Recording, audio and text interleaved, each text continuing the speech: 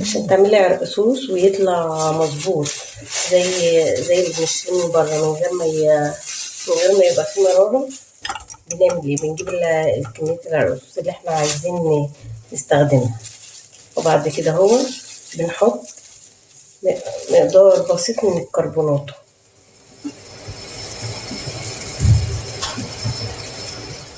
ونوزعها ونخلطها بالعرقسوس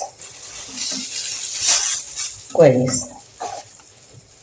بعد كده بنحط ميه، بس ميه تكون مش كتيره. ده السر في ان لما الميه بتكتر قوي مع الكربوناتو بتتسبب في مرارة العرقسوس.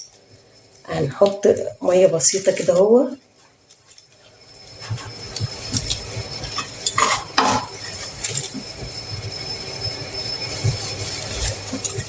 يعني ننسمه.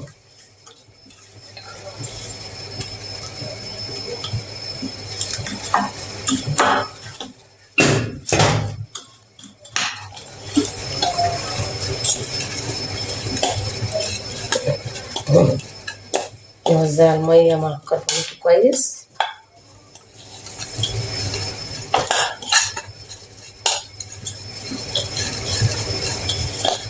كده.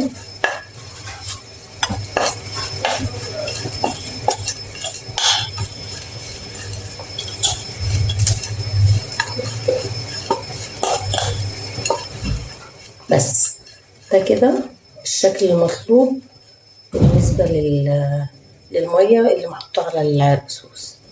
ونحطها بقى في الشمس أو في البلكونة عشان تخمر كويس كده. بعد ما نقعنا العرقسوس في مية، هنبتدي بقى نصفيه في شاشة.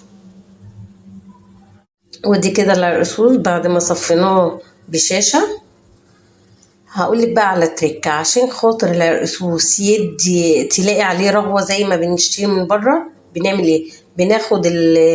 بناخد العرقسوس بعد ما تصفى ونضربه، نديه ضربة في الخلاط. بعد كده ما ضربناه في الخلاط، بصوا هنصبه بقى كده، بقى العرقسوس جاهز.